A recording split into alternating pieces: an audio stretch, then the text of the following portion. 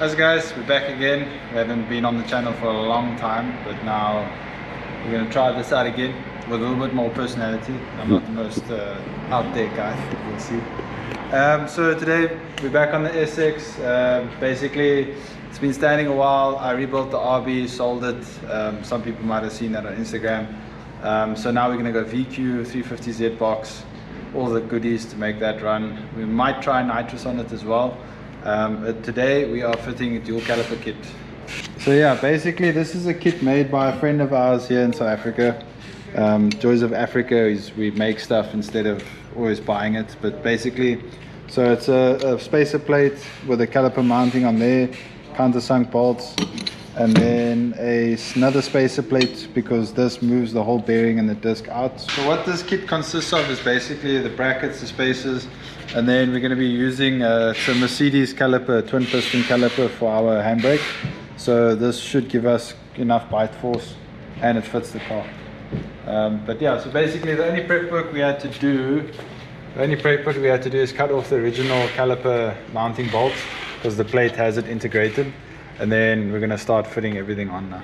So it's not a huge problem, but obviously in the design process something was slightly missed, or maybe, you see I've already grinded it down here but not enough. So maybe the calipers that they used to design the original kit didn't have this. So I'm going to have to square that off a bit to get it to fit. So yeah, I've just mounted it loosely just to check everything. We might have to trim all these bolts, I'm not sure yet, but I assume we might have to.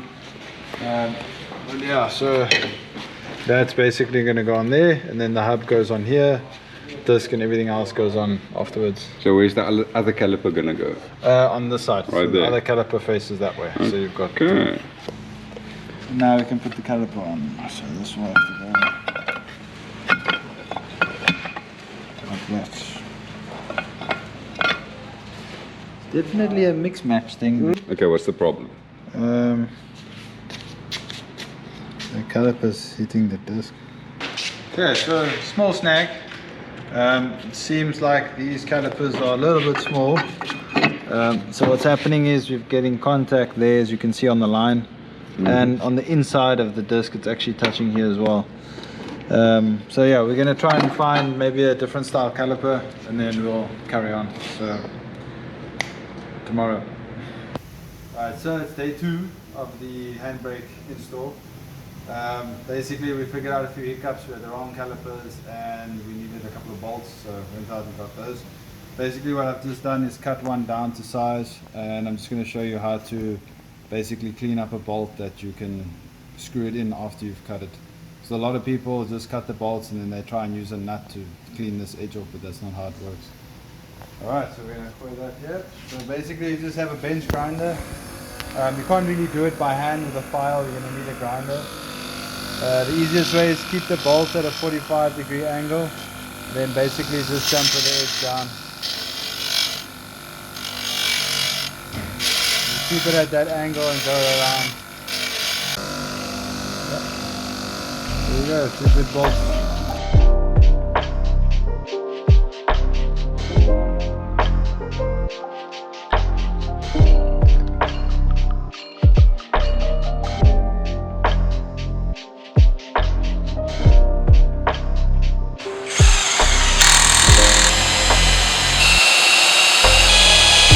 Always takes the longest. There we go.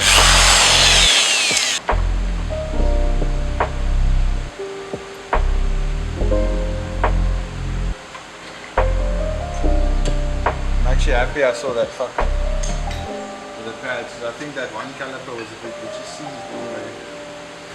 Alright guys, so we've got our hub on, we've got our disc on, our e-brake caliper. Last thing to do is put the normal brakes. So that's the joy about the dual system. We've got a caliper on one side. Basically that will run, that's the normal car's brakes, so your foot brake will run this. And then your hand brake, which is that. This will be mounted in the car, it's got its own master cylinder, closed loop system. This handbrake will run these calipers at the rear. So when you basically pull the lever backwards, you exert pressure, these calipers will then lock the disc independent of the brakes. That's how the drivers get the car to slow down while left foot braking still on the power, using the front wheels to slow the car down, and then using the handbrake as they call it a correction stick, basically to change, do tiny little adjustments to the angle of the car when you're in tandem or in drift, or you're trying to hold like a certain line. So yeah, basically this just overpowers these brakes, so your master cylinder sizing is important. It kind of works backwards. A small cylinder generates more pressure, whereas we normally think it's the other way around. It doesn't always work like that. But yeah, these are twin piston Mercedes calipers. These are generally used as actual handbrake calipers on the Mercedes cars. This should be more than strong enough to lock up these small discs. So yeah, basically that's our setup. Everything's on. Okay, what's up everybody? So this is day 3 of the install, I think. So just to recap what we had done last time, we got the calipers on, the correct calipers. We got the pads in, we've drilled the hole in the pad just to move it slightly away from the disc. I just don't trust things being too close. So yeah, that's all set up. We've had our good friends at Platform Racing have made us these braided hoses. So these will go from a T-piece in the middle of the car to each caliper. And then what we'll be doing today is making the main hard line from the handbrake. We're going to run it basically. I think the safest thing to do would be to run it down and across that way, so it's next to the prop. You can run on top of the prop, but in the event you have a prop decide it doesn't want to be a prop shaft anymore, you're going to lose the brake line. So it's better to keep everything quite far, you know, as far as possible from the prop shaft or anything that moves. Alright, so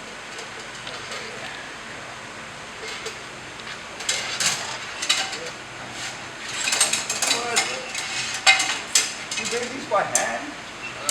You know, I do have a tool, but you don't always need a tool. Okay, so we've got it kind of over the subframe, and then I'm going to put that through there. Basically, just push this. Yeah. Ooh. And then I'm going to try and get it into the clips, so it's all nice and neat. But if you can't get it into the clips, you can just cable tie it. Alright, cool. But yeah, that's basically it. I'll just bend this up, try and keep it as close to the body as possible, and then we'll come out here, tie into the T-piece there, and then that's done. Bob's your uncle. Alright. So we want to screw this line in here onto the T-piece, right? So we're going to have to make a 90-degree bend here, bring it down, flare it, put it in. And to do that you need some tools. So for flaring, you're going to need a flaring tool. You do get handheld ones that are very small and handheld pipe cutters. I use a grinder, not the correct way, but it works. It's basically, pipe goes in here, you clamp him, and then use this flaring tool. Basically that spreads the pipe to whatever size you need it to be. Obviously you can go right up to like very big hydraulic lines, things like that. And then yeah, we've got a pipe bender as well, so you can make neat 90-degree bends or 180-degree, that kind of stuff. These fittings and things, you can get all of this at Eidendorf, which is kind of like our local, what do the Americans have as a tool shop? Like, not Summit. AutoZone. Yeah, AutoZone. That's like our local AutoZone. But yeah, we're going to start now cutting the line up and then flaring it and getting everything on. Right, so before you flare your pipe, put your fitting on. Biggest mistake. Okay, so we got our hard line in, fitting screwed in, everything looks good. Obviously we'll only test it once it's got fluid in it. But that's all tied up. And yeah, no cable ties. Literally, it's kind of looks like it was always there except for this part. But everything else is pretty much on. So yeah, now we'll go on to doing the inside of the car. So here's our pipe coming to the inside. You see? Sorry about the cardboard. We've just got everything covered. We're worried that the seats are going to get a bit burnt. Okay, so that's our pipe. Now we're basically going to bend this nicely to try and get it in there to this fitting. And then yeah, from there we can fill it up with fluid and stop bleeding. So now this has to go a full U-turn and go in there. So this is going to be fun. I know there's a theory on how to like measure it and get the length and know exactly where to cut. I haven't done that much research. We'll do that another time. Okay, so let's see. Let's try and use our pipe bender here. Alright, we'll get him. Go around. Cool. Right, so that gives us a nice bend. You can tell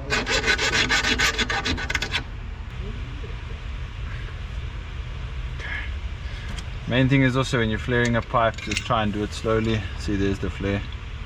Just so you don't crack the pipe.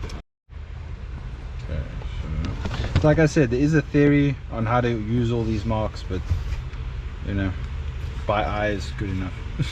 Drift car life. Yeah, cool. So that's our line. This is, ooh, we're gonna have to bend this, pitch it down, get it in place, and then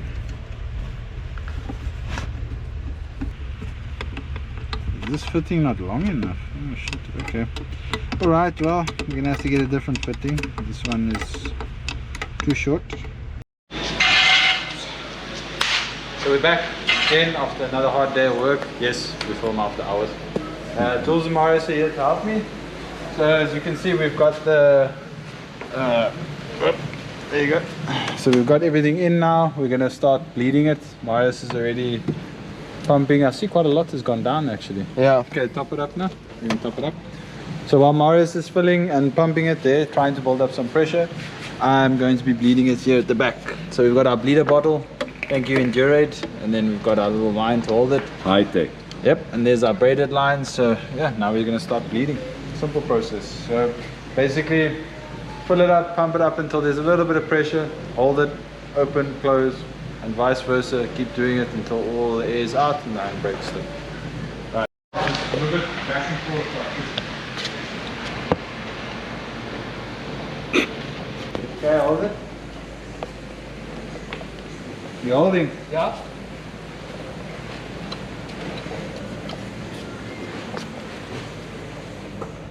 Okay, pump.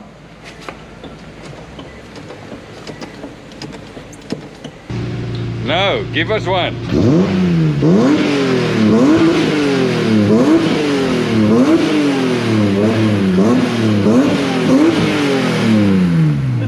Got that.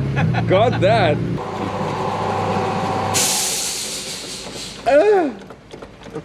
Okay, feel it now? That's what it's supposed to be. Okay, that's way fucking better. Yeah, there's pressure now. Okay, I'm gonna bleed once on each side and then we can do it. So hydraulic handbrake complete. Now we just have to test. It feels pretty good. Depends, obviously, feeling good in the seat and feeling good on the tracks, two different things. So yeah, once we test, we'll see if everything's working. If not, we'll just swap out the master because the calipers, everything else looks good. And then yeah, next video we're gonna start with engine mounts, gearbox mounts, all that kind of stuff. And then from there it's kind of downhill to getting the car done. But the VQ is in. Yeah, so the VQ is kind of in. It's just resting for now. Spoiler alert. Yeah, so the motor is kind of in. It's just resting in its place. And then I've cut up the mounts. So this will be the next video, basically getting the gearbox mounting together. This is all different pieces to make up a mounting. And then from there we'll pull everything out. Then we've got to fit clutch, fit flywheel, fit all that stuff together, make it work properly, and then put everything back in. So yeah, we'll catch you on the next video. Stay tuned.